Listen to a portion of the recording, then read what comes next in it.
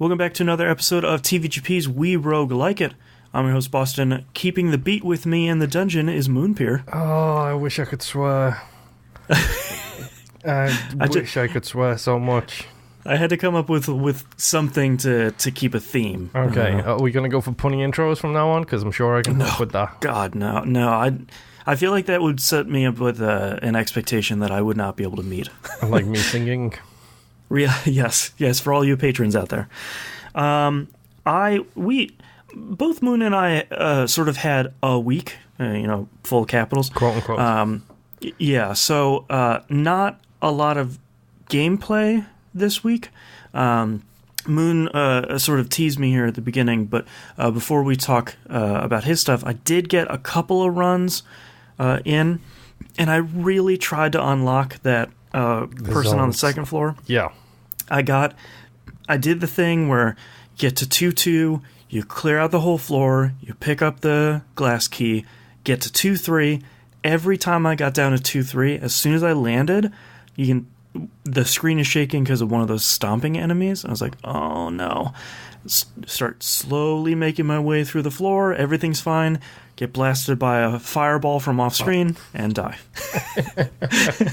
So if it's going to make you feel worse, which I do apologize in advance for, I didn't stream on Thursday. Normally I like to stream Tuesdays and Thursdays. I took this Thursday off for reasons lack of, for example, blood flow in the mouth this week. Right. Tuesday I did stream, and I streamed Crypt of the NecroDancer. Mm-hmm. Fresh save on the PC because I wasn't going to try and deal with latency from my Xbox to my PC to the stream. Yeah. So I just loaded it up on the PC, smashed my way through Zone 1, Zone 2, and in the 1 hour I did on the PC version, I unlocked that person. Oh, man. So we have a We Roguelike channel in our Discord. That stream I sent a link in the stream to me getting completely wrecked by a red dragon. That same stream, I got through Zone 2, I think I got into Zone 3, and I unlocked that person in the main room on my very first 1 hour running Crypt. So that's good though, because that shows you how much your NecroDancer skills have grown over just a short couple of weeks. Yeah, and on top of that as well, it's the Isaac thing we talk about, where when you start a new save and you just fly because you know every item, you know what to do. You can get much higher percentages, completion rate so much quicker on a second save because you know everything that will help. You're unlocking 3 characters in one run. And it was surprisingly good. Yeah. But yeah, I had fun with that stream, and it's funny because friend of the show / picking up the pixels co-star Mika jumped in. Not Mika, yeah. Mina, I should say. Mina jumped in and was blown away by Crypt of the NecroDancer. Had she not seen it before? She's not seen it before. She had no idea what it was. And it was great having the running commentary of experiencing the music and the gameplay and everything else for the first time. The disco floor. So that stream actually ended up basically turning into me giving an hour-long tutorial on the basics of the game, which is pretty cool. But yeah, I was pleasantly surprised when I actually unlocked the diamond exchange for the PC version, literally within the first hour and change of me doing it. It's okay, it only took me 2 years to get there on the Xbox version. Right. So, that's good. But if you're done with your runs, I will talk about... Yep, that's all I had time for this week. So, let me see if I can get this right. Cadence is your character. Right, the default character, the yes. lady. Okay. By the way, when you beat the game, you get credits, and it names all of the monsters. It's fantastic. Great. The skeleton is called Xylobones. Oh my god, that's so good. And it just gets better from there. Oh man. Go YouTube the credits for this once you're done, because it's... Well, maybe I'll save and I'll just beat the game someday. Well, we'll see. But I was stuck on Zone 4, because did you make it to Zone 4 at any point? No. Mm-mm. So Zone 4 is slightly different from all the rest, because when it starts, you're enclosed in a room, and you have to dig through the walls to figure out which way is the correct way to go. Oh, wow. Okay. So you start in a thing, and guaranteed every single time, the first 2 walls I dig will just be the outer wall of the dungeon. Right. I'll be like, okay, this time I'm going to dig right and down. Outer wall of the dungeon, outer wall of the dungeon. Okay, so I'm going left and up instead. So it's a lot more exploratory in the nature, because you're just going from room to room. There is no path through the level. So it's really, really interesting. The whole new breadth of enemies to take care of. The music is fantastic, as always. When you get to zone 3, 4, which is the boss zone, you beat that boss. And then you have to fight another boss. Okay. The second boss is the NecroDancer. Okay, I have heard that you do fight the NecroDancer itself. Yes. But when you defeat when you defeat the first boss, you meet with your dad. Oh, okay. So then it becomes 2 people on the screen you are controlling with 1 button input. Oh, wow. And you remember those puzzle games back in the day when you have 2 switches, like 1 square up and then diagonal from each other, for example? You have to use walls and obstacles to position your characters in that layout and then move them to those 2 switches to hit them at the same time. Right. While fighting monsters. So like Portal co-op plus monsters. Yes. Except you're very limited in your motions, because they will both move when you move. So let's say they're vertical on top of each other, and you need one to be 1 square to the right. You put the bottom one against a nubbin of a wall, and then you move right again, and then they are in the formation you need. Now do that for a Tetris L shape and figure out how to get them formatted in that way instead. Oh, wow. So this multitasking thing comes in. The NecroDancer is on a stage with a bunch of zombies playing music. That's great. As you press the switches, the stage explodes, and then Cadence, you can when he falls off the stage, he drops the golden loot, which is a loot that is made of gold. It's not right. Predictably, it's not loot that is gold. It is a golden right. It's LUTE. Yeah. There's a after floor 2, I think it is. After zone 2, I think there is a misunderstanding between Cadence and her dad, Eli is his name, I think. Where, she's wondering why he's going looking for golden loot and LOOT. Yes. But that's not what he's looking for. No, he's looking for the instruments, the golden loot. And in getting said golden loot, you lose your weapon, it replaces your weapon. And then you have to kill the NecroDancer with the golden loot, and it's like, yay, this is done. But you bring your mother back to life. Oh, okay. And your mother hates you for it. Not hates, but your mother's very unhappy with you for doing so. Because the golden loot is the reason why the NecroDancer was alive and the reason why she's back alive. So now she has to keep playing the golden loot, and if she stops playing, she dies. Oh, wow. So then it's like, okay, you've unlocked the second stage of the story. Okay. Which is to play through all 4 zones again as Melody, Cadence's mother. So she's one of the unlockable characters? Yep. She cannot pick up any other weapon. She has to use the golden loot.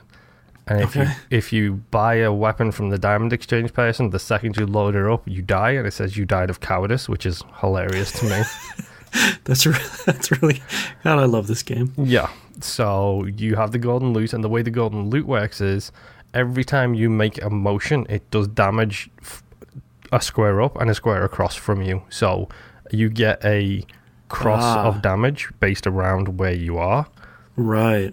So you basically, when an enemy comes 1 square towards you and you're standing next to him, if you move away, you will do damage to that square in a cross and that square you've just left. So you get 2 hits of damage, basically, 1 leaving and 1 landing.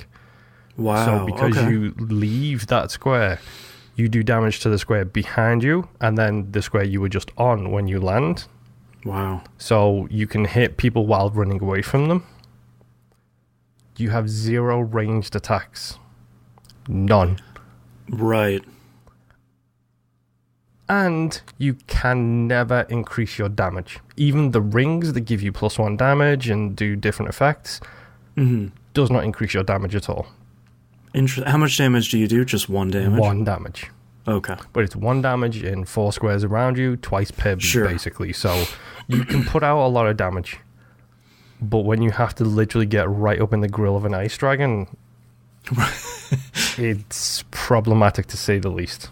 Right. So I played the game some more, and I did Zone 1 with Melody. I was like, Zone 1's easy. We'll do this. We'll smash it. Yeah. Smash the Zone 1. Easy. Zone 2, minus the exploding mushrooms. Like their little green the ones with the red dots on it, yeah. Yeah, because you jump towards them, you hit them once, you jump away from them, you hit them again. So, problems when things start blowing up in your face all the time. Positive side of this is she never has weapons available in the shops, and black chests only ever contain armor. So you get a whole bunch of armor upgrades for her, and it's a lot easier. Did Zone 2, did Zone 3, very happy. I kind of fell into the one more run rabbit hole with Zone 4. Because I was thinking, I've literally, in a day, I did Zone 1, 2, and 3. I can do Zone 4. I know I can do Zone 4. You just got to figure out the pattern. And I got to get better at dealing with these certain types of enemies. So I was like, okay, I can do this. This should be easy enough. About 100 runs later, still hadn't done it. I managed to get and beat the last boss again. And then it dumps you into a fight with the NecroDancer again. Except the NecroDancer wants the golden loot from you. And the song is real short, and he very quickly starts closing the walls in, and it will kill you really, really quickly. Oh, wow. So, very annoyed. I kept on going. I kept on, and I did it. I got to the Zone 4, and I beat the NecroDancer again, this time with Melody. Wow, congratulations. Thank you. Which involves a really interesting puzzle at the end where I made it with like 2 beats left on the song. I was so surprised. So I did that. I was like, yes, thank you. I beat it. Is this my story mode complete? No, because when you kick the NecroDancer into a bowl full of lava, Aria is there. Aria is Melody's mother, Cadence's grandmother. Right. She knows how to destroy the loot and stop this whole curse thing from going on. So now I have to play the campaign again as Aria. Starting at Zone 4 and working backwards to Zone 1. Oh, so wow. When you choose her on the main lobby screen, Zone 1, 2, and 3 are padlocked, Zone 4 is open. Wow. Guess what Aria's stipulation is? Oh, no. She has half a heart. Oh, no. She can only use the base dagger. Oh, no. If you miss a beat, she dies. Oh, no. So, yeah. Well, crap. I may have hit my wall. Yeah, I feel like we have gone through so much stuff in Isaac that feels really mean, especially a lot of the challenges. Some of the challenges are particularly not nice. This feels really hard. Honestly, this feels like it's a case of, so you thought you were a pro because you did 2 characters? Right. Here you go. Here's your 3rd and final character, which I checked. She is the final character in the story mode. But come on, man. The bright side is she does start with a potion, so you essentially get 2 hits. Oh, okay. But how often have you been hit and then missed 4 beats because it throws you completely off your rhythm? Right, or like you get hit and you back up and you walk into another enemy. Like that's my special. Yep. Right there with you. And let me tell you, I haven't even cleared Zone 4-1 with her because every single time I get hit, I miss a beat, I'm done. Because it's get hit, craft potion, miss a beat, dead. Yeah, man. Wow. Well, I mean, you made it to the mountaintop.